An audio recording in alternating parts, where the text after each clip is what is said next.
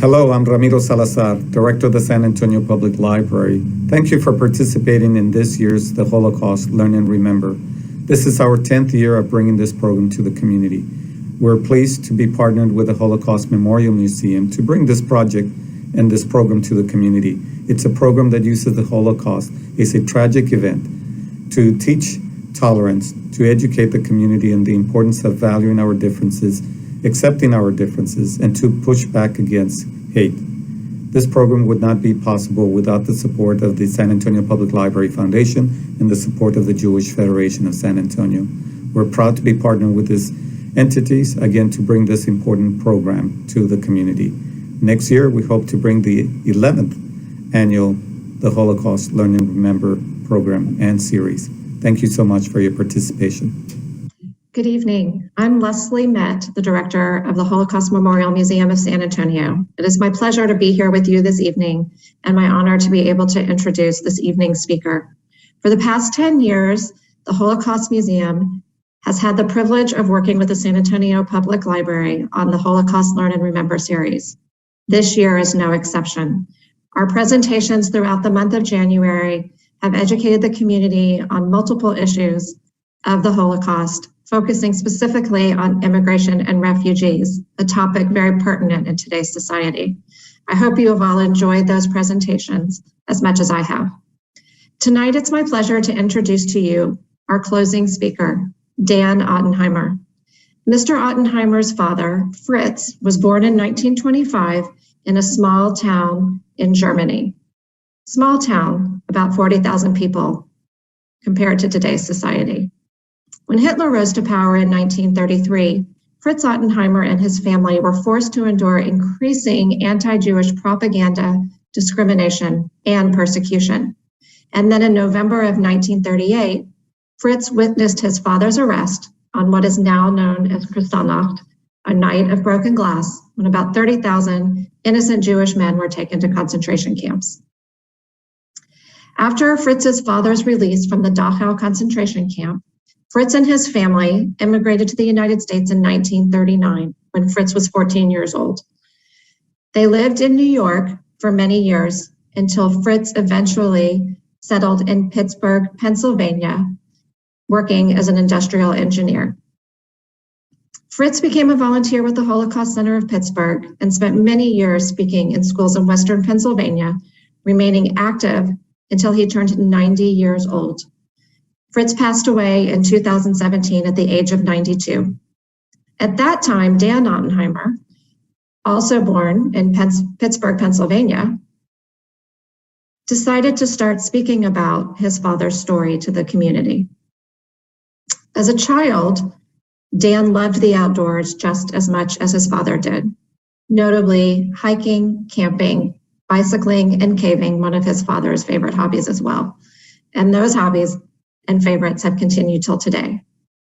Dan came to Boston in the 1970s to attend college and has remained in the area working at several software companies until his retirement in 2016.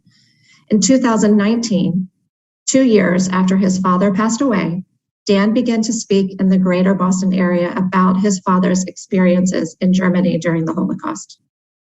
In his talk this evening, Dan will share with you his father's stories about growing up as a Jewish child in Nazi Germany and about his father's return to Germany as a soldier in the US Army.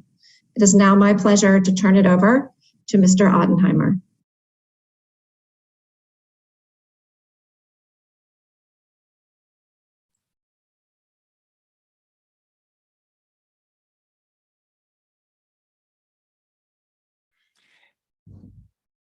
Thank you, Leslie. That was a great introduction.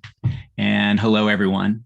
I'm really pleased to be here this evening to be able to share with you my dad's stories, not only of being a Jewish child in Nazi Germany, but his return to Germany and also being a Jewish German immigrant in the United States. And since I've got a lot to talk about before our hour is up, I'm going to jump right into his stories. My dad was born and raised in Konstanz, which is a town right on the southern border of Germany, right on the Swiss border. So it is a border town. The population was 35 to 40,000 back then. And my dad's family was very German. Not only was my dad born in Germany, but his parents were born in southern Germany, and their parents were born in southern Germany. My grandfather was a soldier for the German army during World War I. And after World War I was over, my grandfather moved to Konstanz and met my grandmother there, and they got married and proceeded to raise a family. Their first child was Ilse, my Aunt Ilse. And then my dad was born second in 1925, Fritz. They were very well assimilated into the community there. As many Jews at the time felt, they were Germans first and Jews second. My grandfather owned a men's clothing store, and the family lived in an apartment. They didn't own a car. That was both very typical for that time period. There were only about 400 Jews living in Konstanz at the time, so less than 2% of the population was Jewish. So none of my dad's neighbors or school friends were Jewish, but my dad didn't think that was unusual. That's just the way things were. And he had what he thought was a very ordinary childhood for the first several years. He went to public school. He played with his big sister. He played with his school friends. His favorite sport was soccer. He also went to synagogue services once a week and went to religious school once a week. Well, all of that changed in 1933 when Hitler came to power. Life got very bad for my dad and for his family and for all the Jews in Germany, very dramatically. There were big changes in Konstanz. There were parades, there were speeches, Nazi flags were flying everywhere. The newspapers started to print articles where they accused local Jewish residents of having committed criminal or immoral acts. And then the the radio stations started to play propaganda all day. And that included condemning the Jews, including accusing them of being the enemies of Germany. In fact, one time, my dad was at home and the family was listening to the radio. And the radio announcer started ranting about how terrible all the Jews were. My dad actually turned to his parents, to my grandparents, and said to them, "Is he talking about us? Aren't we Jewish?"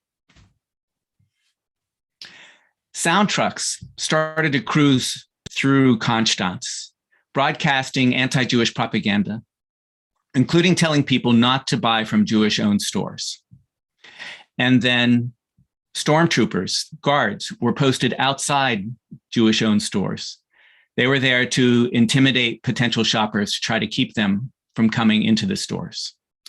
And that included my grandfather's clothing store.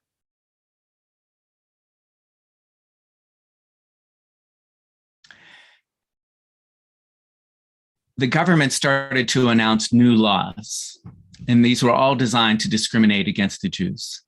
And these laws got worse and worse over time. Eventually, it got to the point where my dad could no longer go to concerts. He couldn't go to sporting events. He couldn't go to movies. He couldn't swim in the town pools. The family wasn't allowed to eat at town restaurants. And if they went on a trip, they weren't allowed to stay in hotels. They couldn't even sit on the town's park benches. There were a lot of changes at my dad's school. He went to a public elementary school, 8 years old, when Hitler came to power. All of the students had to go to something called race studies class. And this is where they were taught about the alleged superiority of the German race and the dangers of the inferior races, in particular the Jews. all of the other students went to Hitler Youth meetings, and these were filled with more anti-Jewish propaganda as well as paramilitary training. Once a week, all the students would go to an assembly in the auditorium, and this usually consisted of listening to one of Hitler's speeches. And of course, that was also filled with hateful rhetoric towards the Jews. And then the students were taught these new songs that were supposedly patriotic, but really very anti-Jewish. My dad remembered the lyrics to one of them in particular. It went, "When Jewish blood squirts from the knife, everything is going well." So imagine being an 8-year-old kid listening to all the other students talking about your blood being spilled everywhere. Pretty intimidating. So business at my grandfather's store actually picked up at first, because my grandfather was a respected member of the community. He was a World War I veteran. And so people went out of their way to shop at my grandfather's store. But that didn't last very long. Soon, people became afraid to shop there, and business got worse and worse. Eventually, my grandfather had to sell the store. He became a traveling tie salesman next. And he did that for a while, but then he lost that job as well because he was Jewish.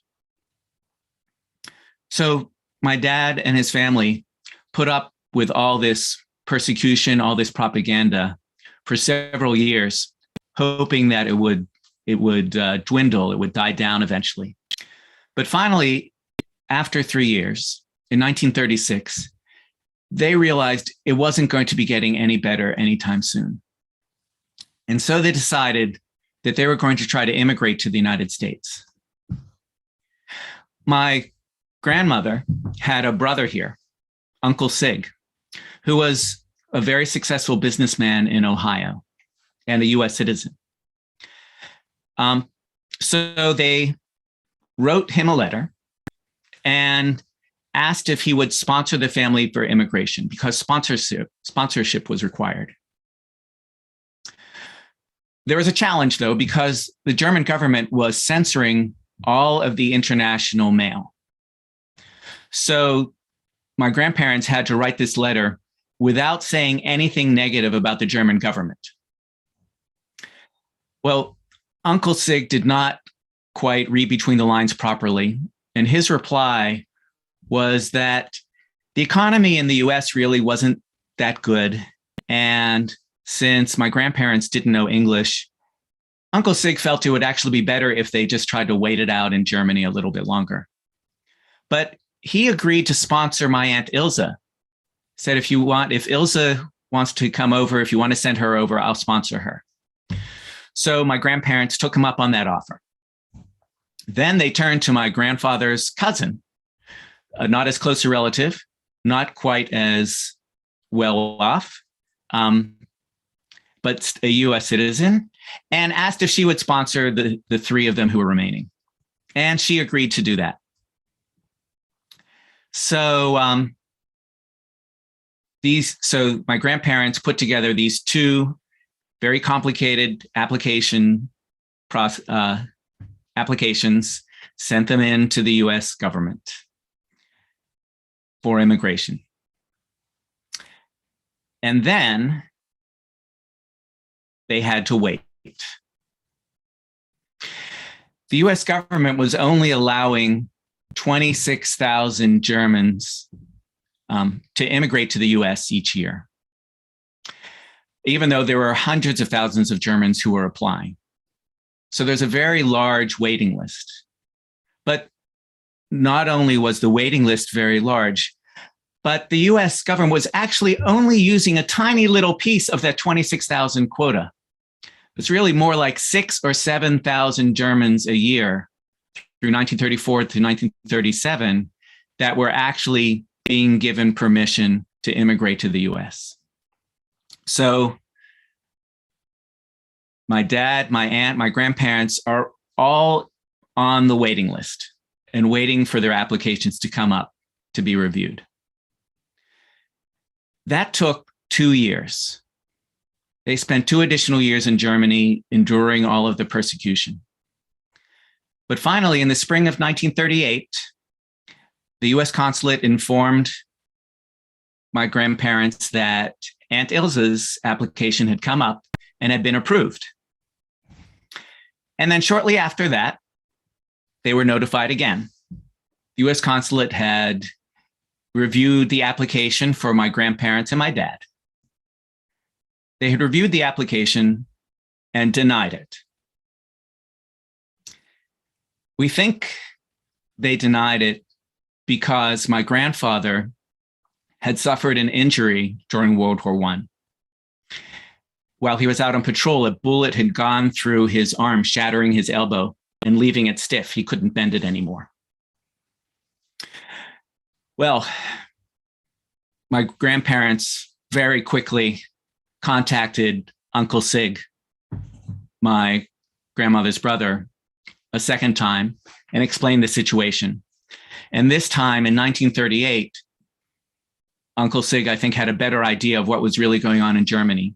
So he agreed to sponsor the rest of the family for immigration. They put in a new application for immigration for the three of them with a larger financial guarantee as part of the sponsorship arrangement. And then they had to wait again. They were back in the waiting list. My grandparents decided to send my Aunt Ilse over to the US instead of having her wait for everyone else. My Aunt Ilse was 16 years old, but they still felt that that was the best thing, was for her to come here to the US on her own. So they sent her over. Uncle Sig felt that she would be more likely to get a job if she stayed in New York instead of going to Ohio with him. So she remained in New York once she came over. The plan was that she would get a job and start saving up money so that when the rest of the family arrived, they'd have a little nest egg and she'd be able to get an apartment for everyone. And so that's what happened. My aunt got a job as a live-in nanny and stayed in New York and started to save her money. So 1938 was a very eventful year for my family for several reasons. First was the immigration story. Also in 1938 was when Germany annexed Austria. Germany just announced they were going to take over Austria, and the German army marched into Austria.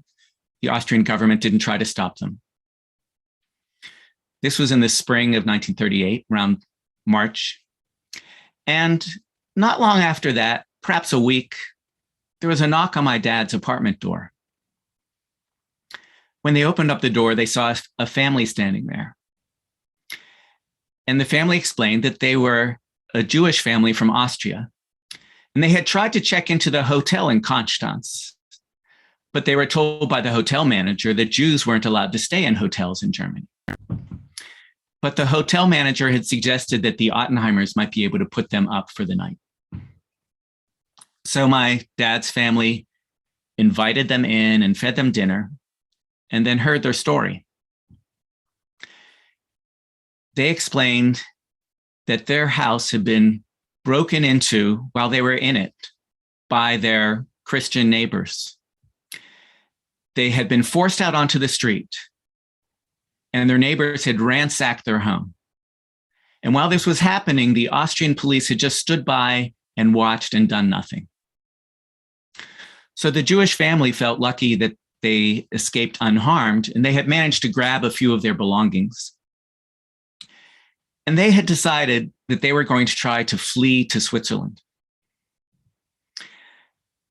But that was actually quite difficult to do because both from Austria and from Germany, to get into Switzerland, you had to cross over a body of water, either the Rhine River or Lake Constance. So it's very difficult to do that unless you had proper documentation and could do it at one of the border crossings. And the family didn't have any documentation. They were just trying to sneak in. So, but they had come from Vienna in Austria to Constance because they knew Constance was right there on the Swiss border, and they were hoping that they would find some way to get across. Well, the Austrian family stayed with my dad's family overnight, and the next morning, the two families went for a walk. They were walking for a while, and they got to a part of Constance where there was a grassy field, and in the middle of the field was a stream. And then my grandfather pointed to the stream and said, "Do you see that? That is the border between Germany and Switzerland. Cross over that stream, you'll be in Switzerland." Turns out that what my grandfather had done was taken them to a special part of Constance called the Old City. And the Old City is the only part of Germany which is located on the south side of the Rhine River. So it turns out that if you knew Constance very well, it was actually very easy to sneak over into Switzerland. Well, the Austrian family couldn't believe their luck. They hopped over this little stream and they were free. Well, they must have contacted some of their friends back in Vienna because a few days later, there was another knock on my dad's apartment door. And it was another Austrian Jewish family. Over the next several weeks, there was a steady stream of Austrian Jewish refugees coming to my dad's apartment, staying there overnight and being shown the way to freedom in Switzerland the next day. One day there was a knock on the apartment door. When my dad's family opened it, they saw standing there was a Constance police inspector. My grandparents thought they were going to be arrested. But it turned out that the police inspector said he was there to help. And he came up with a new arrangement where he was able to get official border crossing documentation for any of the Austrian families who were staying with my dad's family overnight. And that new arrangement continued for another several weeks until the Swiss government themselves decided to completely shut down the border and deported anyone that they found had made it illegally into Switzerland. But my dad and his family still managed to help some 300 Austrian refugees escape into Switzerland before the border was shut down.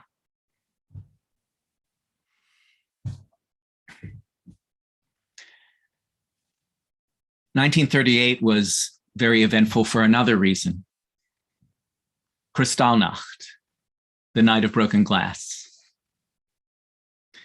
My dad remembered that night very well, and I'll tell it to you from his perspective.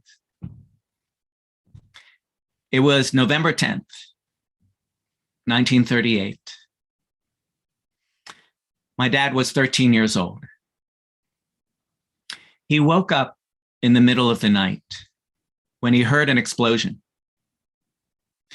He ran to the apartment window, looked outside, and he could see the town synagogue, the Constance synagogue, and it was in flames.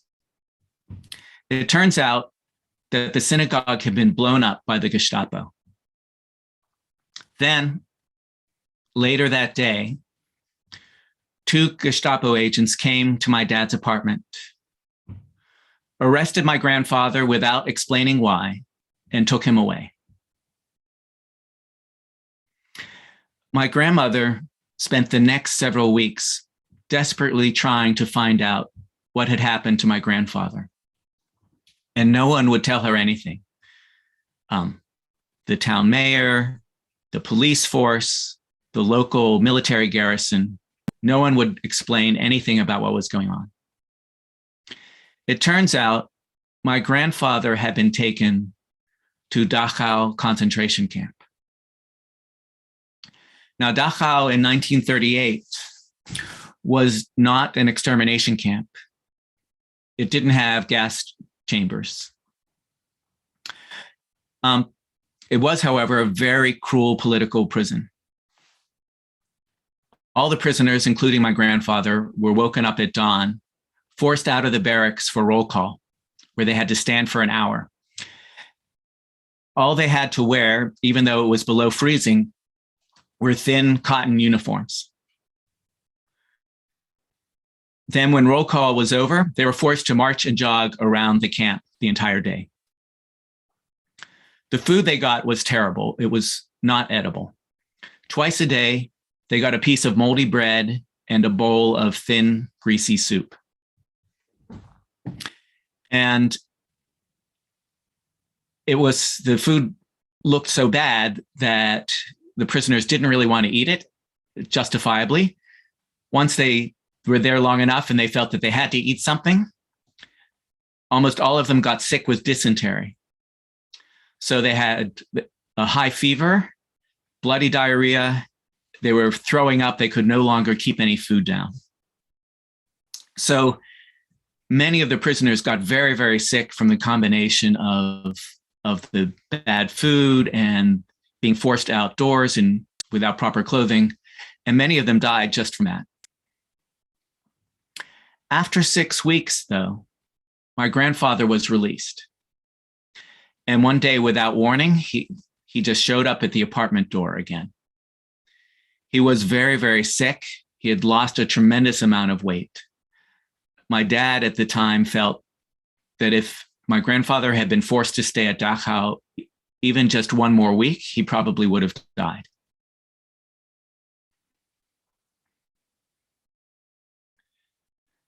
Well, finally, just a couple months after my grandfather was released from Dachau, the family got some good news.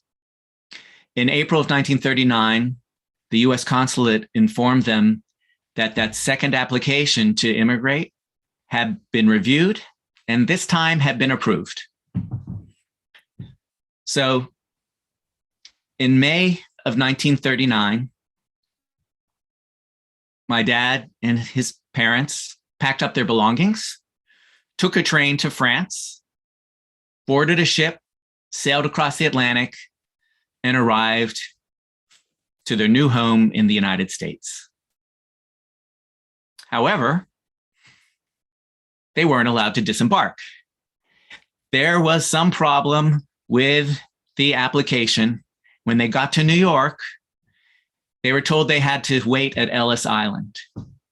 So they spent a week at Ellis Island until Uncle Sig showed up with his lawyer. And Uncle Sig wound up posting a $1,500 bond before my dad and his parents were allowed to leave Ellis Island. And $1,500 is about the equivalent of a year's salary back in 1939. So that's about what Uncle Sig had to put up in order to guarantee that my dad and his parents would not be a burden to the US. But my Aunt Ilza had gotten that apartment in the Bronx. It was in the Bronx section of New York. It cost $35 a month. It was not the cleanest apartment in the world, but everyone was very happy that they were finally together again. And there was one thing that they had in that apartment that really amazed and delighted my dad. It had an electric refrigerator, something that they never had in Germany. So since this year's Holocaust and Learn and Remember theme is immigrants and refugees, I thought I'd spend a minute or two talking about my dad's life as an immigrant in New York. My dad has several happy memories from that time period. Starting with that taxi ride he took from when they left Ellis Island and headed to the Bronx. The taxi driver gave them a bag of oranges as a welcome to the US present. And nearby their apartment in the Bronx, there was a grocery store owned by two Greek brothers. And they used to offer produce to my dad's family on Saturday evenings at a very, very steep discount, like 95% off, because the food probably wouldn't last until Monday when they opened up again. But my grandparents always appreciated that they were willing to do this and give them so much food for so little money. In order to help them sort of get acclimated to New York, there was one other family in the apartment that spoke German. And there was a store on the first floor of that apartment where the owner spoke Yiddish, which is a combination of German and Hebrew, with enough overlap that they were able to communicate. Also, my grandfather did have some relatives in the greater New York area who were very helpful in terms of showing them around. Now, there were a lot of German Jews in New York at the time, and most of them lived in a section of Manhattan called Washington Heights. And my dad used to go there periodically, the whole family did, to hang out there. There were a lot of cafeterias and cafes there that catered to all the German Jews that were there. And my dad used to love listening in on all of those conversations that were happening in these places. Although he also observed that it seemed like people would show up when the cafe or cafeteria first opened first thing in the morning, and buy one cup of coffee and stay the entire day. So these places had a little trouble staying in business. Kind of reminded me of when all the coffee shops in Boston first started to offer internet access. And, we'd all hang around and not want to leave. There was a local radio station that once a day for an hour would broadcast in German. So the announcers would speak German and the music was in German. And my dad loved listening to that. And there was an organization that once a week published a German newspaper called the Aufbau, which the family would always read. My grandfather also tried to read the New York Times as a way to learn English.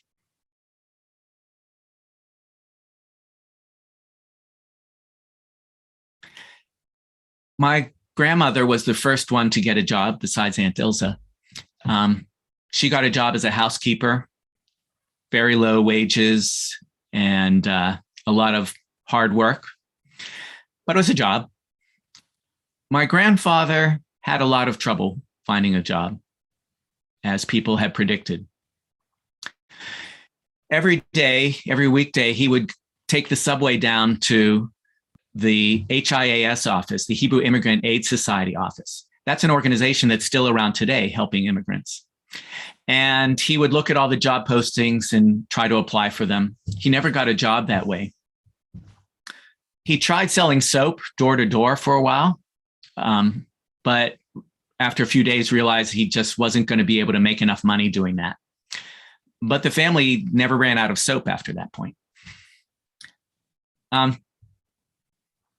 Finally, my grandfather found out through a relative that there was a local movie theater that was looking for a porter, which was a cross between a janitor and an usher.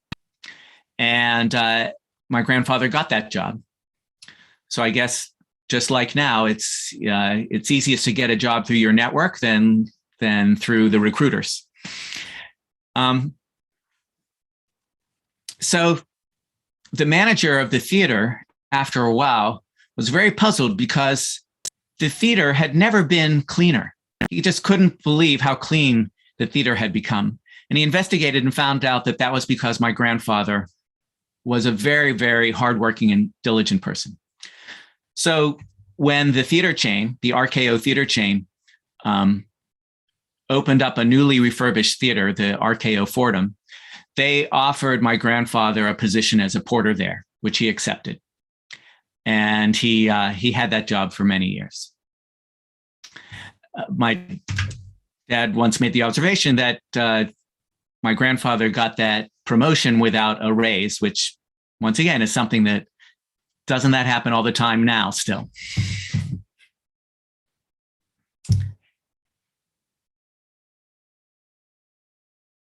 Then there were the kids, my Aunt Ilza and my dad. The job that my Aunt Ilza had was really bad. The family that she was a nanny for took advantage of her. They were making her work longer hours than she was supposed to and responsibilities she wasn't supposed to have. But she kept the job until my grandparents were able to start bringing in some money on their own. Aunt Ilsa eventually joined a German Jewish social club called the New World Club. And this is actually the same organization that published that weekly newspaper. They had lectures, they had concerts, they went on hikes, they had other social events. And my aunt actually met her future husband on one of these events. Then there was my dad. So it was May of 1939 when he arrived in New York. There were 2 weeks left in the school semester. My grandparents told my dad, "You're going to school." So he shows up at the school. He doesn't know any English. He's placed into a 7th grade class, even though he's supposed to be in 8th grade. And it's really bad. The kids are making fun of him. He only knows a few words in English and his accent is really heavy. He's taller than the other kids. He's wearing all the wrong clothes because it's what European kids wear, not what US kids wear. So it was a disaster. Fortunately, it only lasted 2 weeks and then summer break started. And over the summer, my dad and my grandfather took an English class. And my dad did pretty well at the class. So he was reasonably conversant by the time school started again in September. And so he was able to fit in a bit better. Plus, one of the boys in his class was actually an immigrant from Finland, and he befriended my dad. So he started to fit in a lot better. But I think what really made the difference was one day the teacher ran a contest, a boys versus girls spelling contest. And my dad wound up being the last boy standing in the contest. So all of the other boys are cheering him on, encouraging him to spell that next word correctly. He did not win the contest, but I think that really broke the ice. And from then on, he really started to fit in and do quite well in all of his classes. So when it came time for him to go to high school, he applied to and got into the Bronx High School of Science, which is a very good STEM school. And it still is an excellent school in the New York area. He did well there as well. And by the time he graduated from high school in the spring of 1944, he had actually lost his German accent. He sounded like a regular American or at least like a New Yorker. I'm not sure if he had picked up a New York accent or not by then. But when I knew him, he did not have a New York accent. I'll mention that. So 1944, my dad graduates from high school.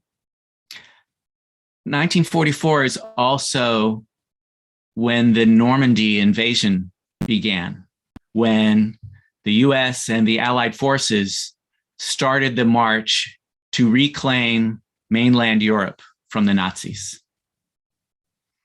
And also in June of 1944, my dad registered for the draft.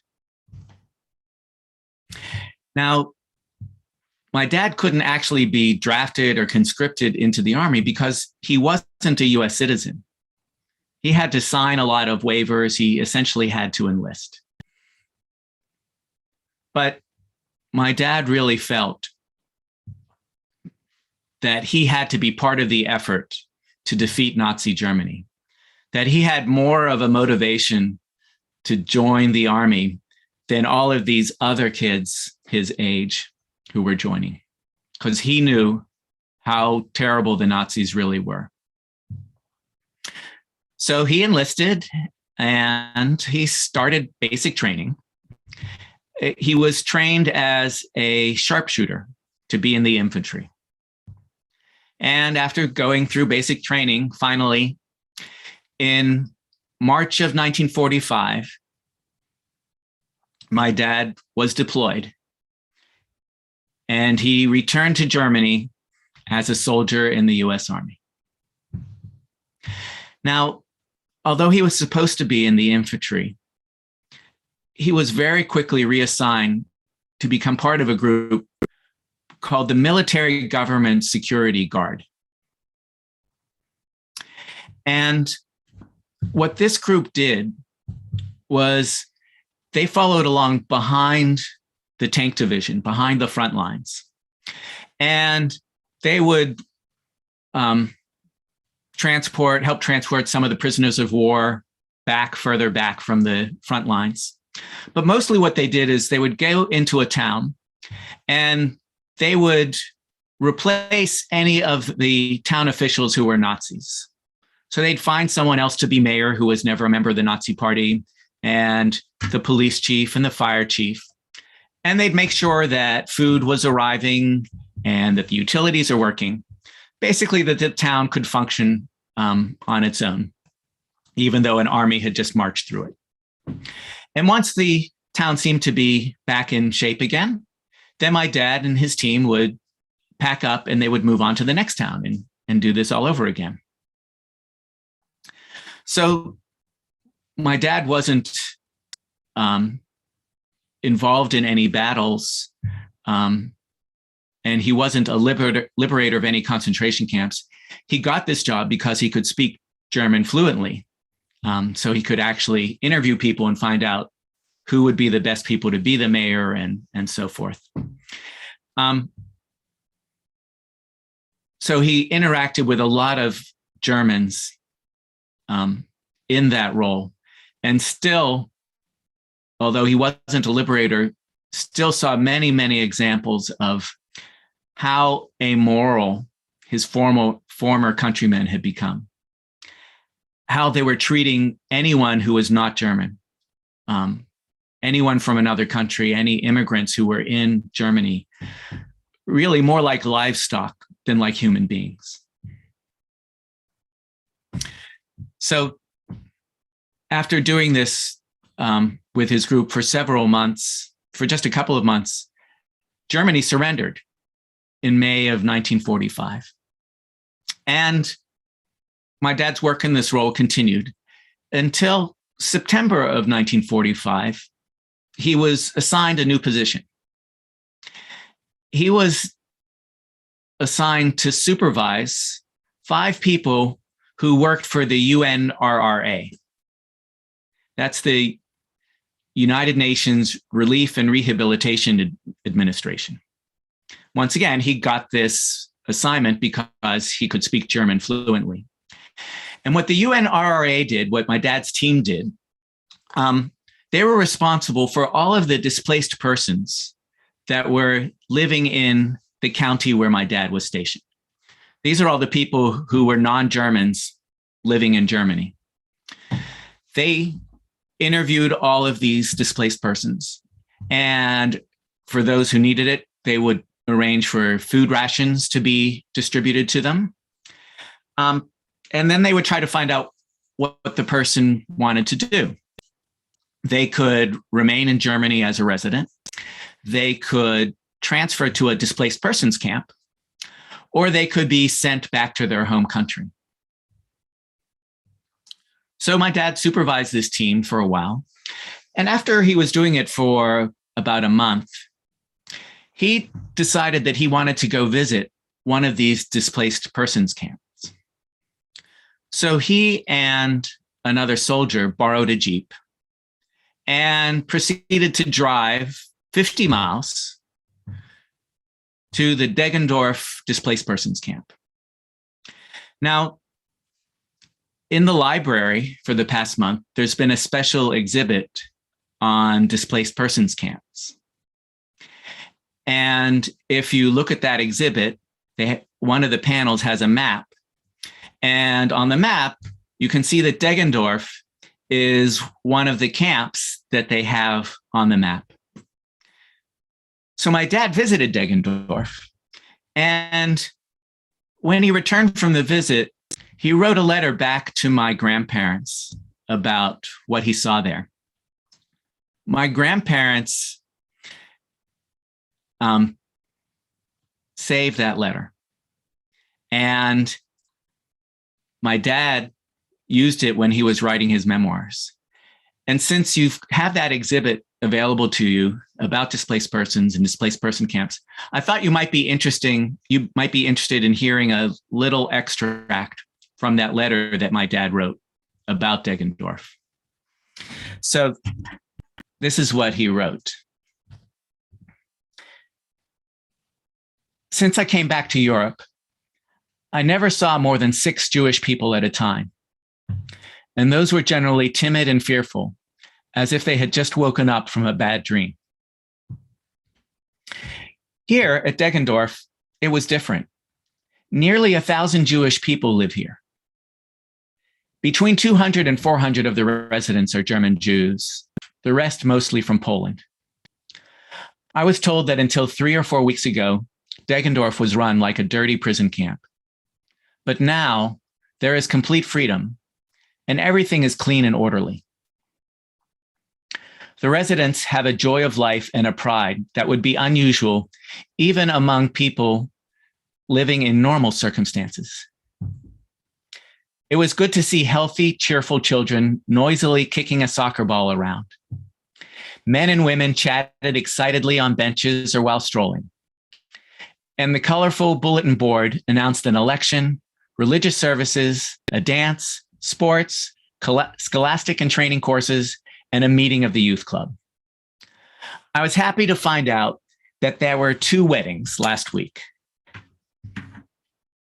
So if you go and look at those panels in the library and see all the pictures of the people and the celebrations that were going on there, you can compare and contrast it to what my dad saw when he was there.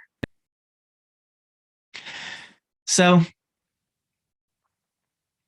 in the summer of 1946, my dad's tour of duty ended and he returned to the US.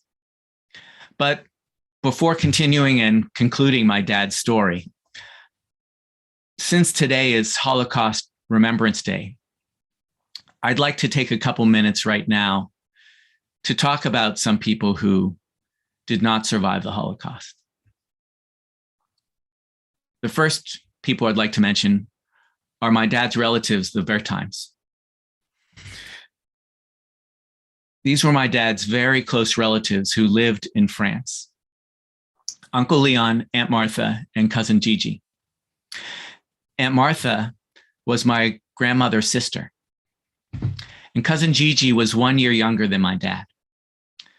The 2 families used to vacation frequently together. And once my dad and his family came to the US, Aunt Martha and my grandmother still used to write letters to each other. Well, in the spring of 1940, Germany invaded France and started to persecute all of the Jews there. Still, Aunt Martha and my grandmother were able to correspond by mail periodically. But in 1942, the letters from Aunt Martha suddenly, without warning, stopped arriving. After World War II was over, my dad's family learned what happened.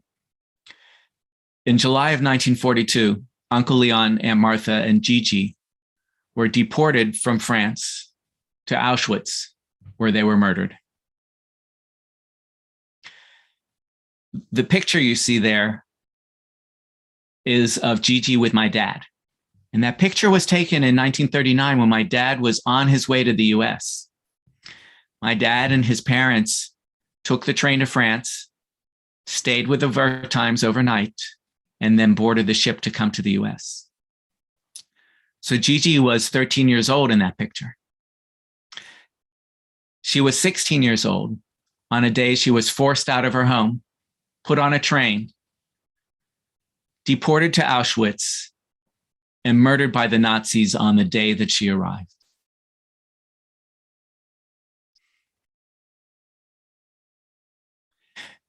The other people I'd like to mention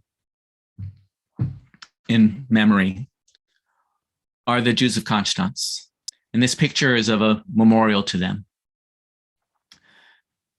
My dad, his family, were very lucky to escape Germany when they did.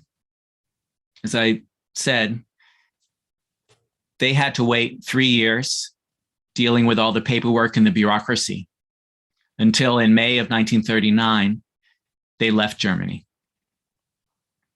Well, in October of 1940, a little more than a year after that, all of the Jews that were still in Konstanz, who hadn't left yet, plus the Jews in the surrounding area, were all forced out of their homes and deported to the Gurs internment camp in France.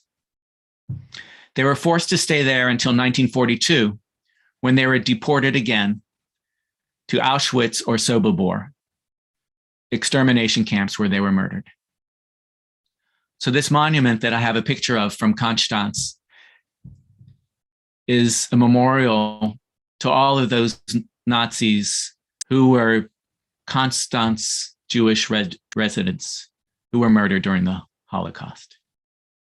My dad, my grandparents, and even my aunt could very easily have had their name up on that plaque as well, if there had just been a little bit more bureaucratic stalling that had occurred.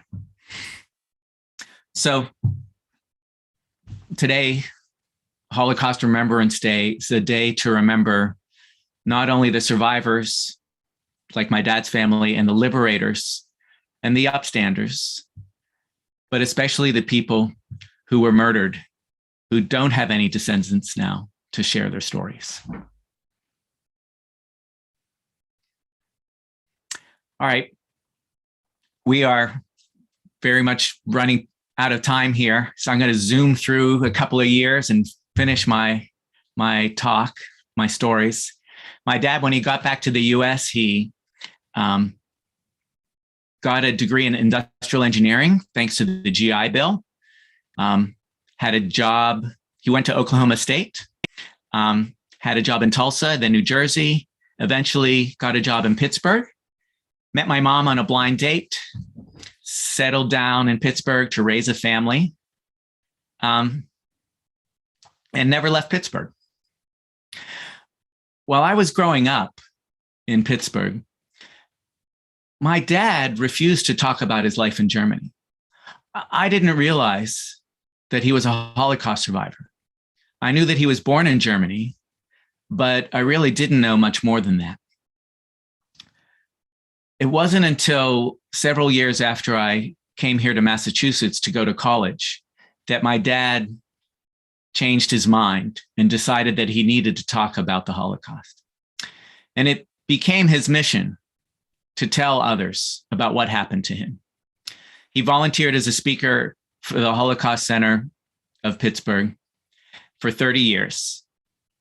But when he turned 90 in 2015, he developed a number of serious health issues. And then he passed away in 2017. And that's after he passed away, that's when I knew that it was now my responsibility, my mission, to tell others about what happened to my dad during the Holocaust.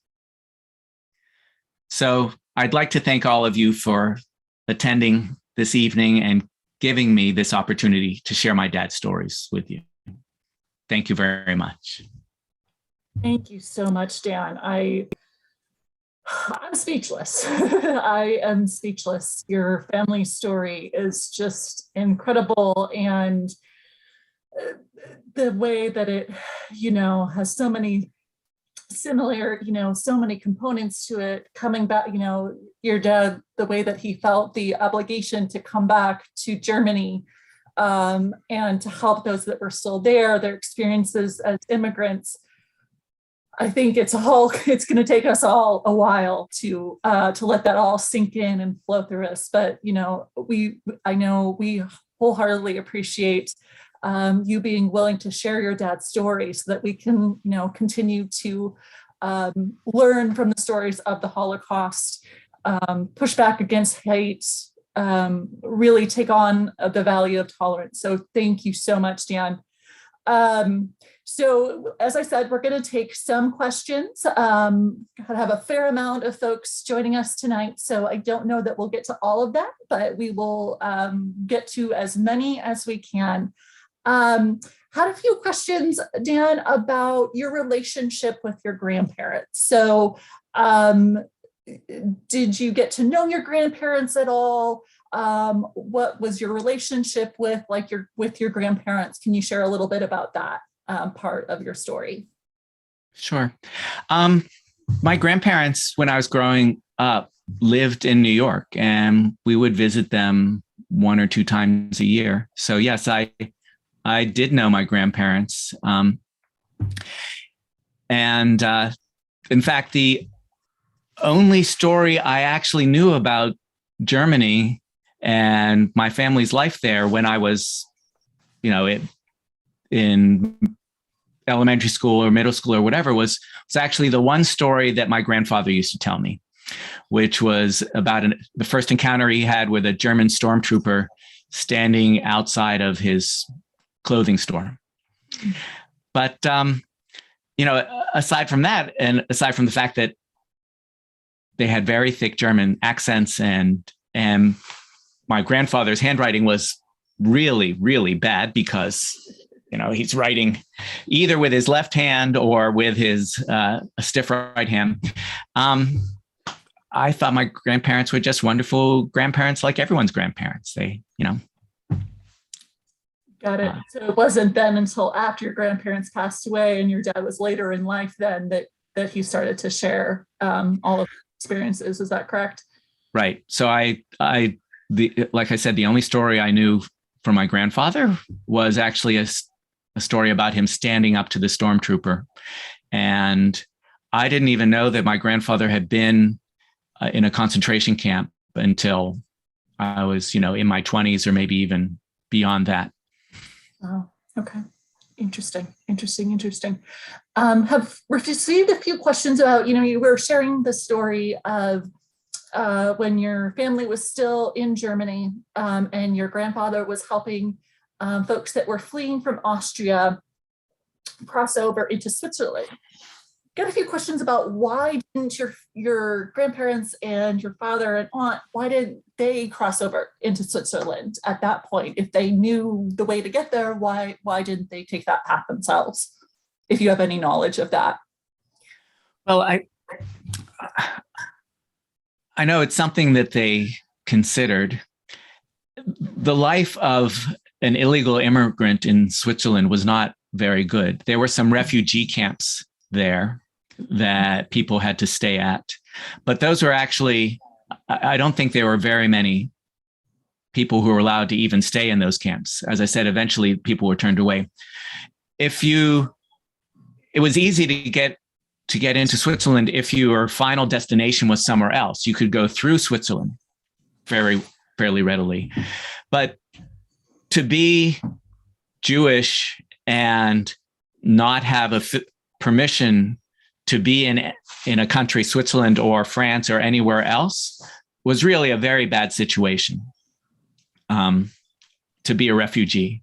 So it was much better to wait and to hope that they would get official permission to come to the United States, for example. Then they would be much better off. They wouldn't have to deal with being an unemployed refugee. And in Switzerland, you can't even have a job as a refugee. They're very limited in who's allowed to work there. Okay. Got it. Okay, that makes sense. I have a very sweet question. It says, 10-year-old Fiona is wondering what happened to your dad's sister, Aunt Ilsa? Well, I knew my Aunt Ilsa as well. She had 2 kids, who are my cousins, Margaret and Helen, and and we were all fairly close. She continued to live in New York. The marriage to her husband didn't work out after a few years, so she actually wound up moving in with my grandparents, and so did my cousins. So whenever I visited my grandparents, went to visit, then we would also see Aunt Ilsa and my cousins, at least until they got older. I'd say that her early life, in terms of some of the stresses that she had, were an issue with her over the years. Yeah. Understand. So she passed away relatively young, I think in her 60s. Okay, got it. Yeah, certainly lots of trauma that she went through, not only in Germany, but I know you spoke about that the job that she first had she was not treated well, and yeah, just definitely went through a lot of trauma. So can understand how that would impact her. Next one is, did your father or grandparents pass on the German language to you, or did you get the sense that they didn't share the German language because of their past experiences? I would say that they were all neutral to slightly positive about it. My sister and I both decided to take German in middle school and high school. And we would speak German to my dad occasionally. And also to my grandparents a bit, although I don't remember speaking German to them very much. But there were aspects of their life as Germans that they were proud of and enjoyed, as well as being very upset about what happened to them and what some of their fellow townspeople did to them. But I wouldn't say that they held that strong a grudge that they refused to let us speak German. Okay. Thank you so much. Another question, we'll take maybe about 2 or 3 more and then wrap up for tonight.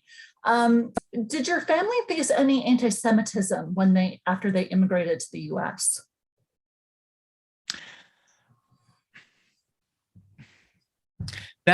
So it's not something that my dad ever spoke much of. Okay. So I would actually expect that there was some, but not a tremendous amount. I've never heard my dad say something like he didn't get a job because of anti-Semitism or turned down for a bank loan or anything along those lines. And same with my grandparents. I've never said that. Okay. Thank you.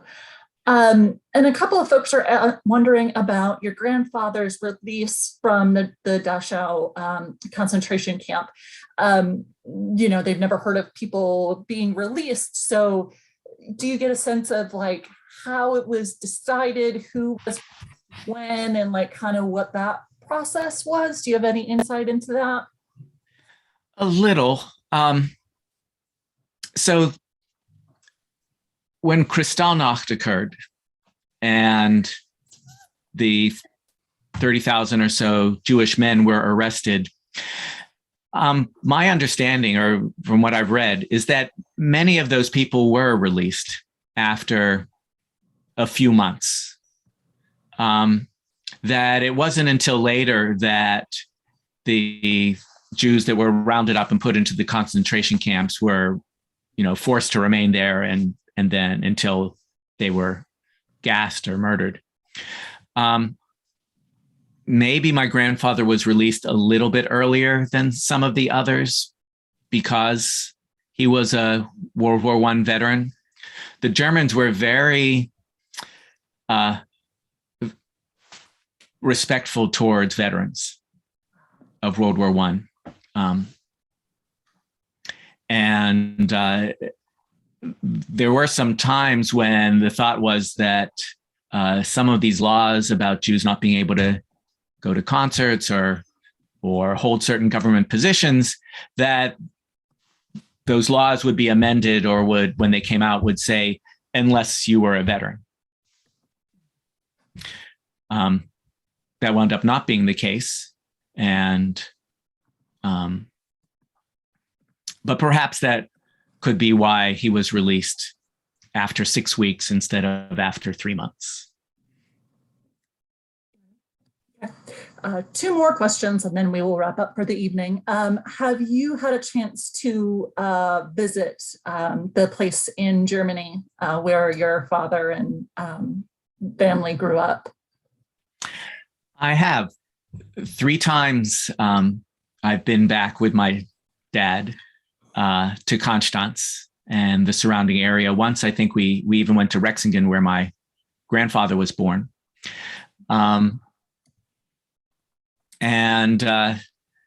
So in some of my other talks, when I'm not talking so much about immigrant life, I also show a few photos of things like the building where my grandfather's store was. And I have a picture of the stream that the Austrian families had to hop over. So that was, and a couple of times my dad was invited back by the mayor of Konstanz. Okay. And so those were very momentous. For instance, he spoke in German to the community about what happened to him when he was a child in Konstanz, and those were very moving experiences. Yeah, definitely. I'm sure. And can you talk just briefly about, so, you said your father, didn't talk about his experiences during the Holocaust and in Germany and, until you were much older. Tell me about, those initial conversations of him revealing those things to you. I mean, what was your reaction? What did something specific kind of bring it about? Or was it just, what was that experience like of not knowing this for quite a while, and then suddenly there's just this immense revelation of the things that he's been through? So I had already moved to Boston, and my dad had retired, and then he said he was going to start writing his memoirs about life in Germany. And to be honest, my initial reaction was kind of like, gee, Dad, that's nice. You've got a retirement hobby. I really didn't understand that what was happening was, him finally deciding it was time to talk about something that had been too painful for him to talk about for years and years. And so it came out in dribs and drabs. A little bit of, like on one of the visits to Germany, he might say, this is where we helped some people cross into Switzerland, and, or another thing, mentioning and passing something about, we couldn't sit on the town park benches. So there was never this sort of shock or, sudden realization that there was this hidden part of him that he was now revealing. So it just sort of, all the details came out over time. And I would say that even some of them I didn't really learn or understand completely until after he passed away. He wrote his memoirs, and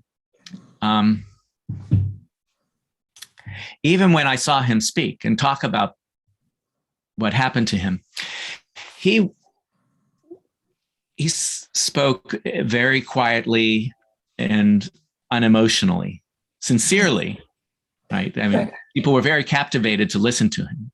Yeah. But in fact, I have a little bit more trouble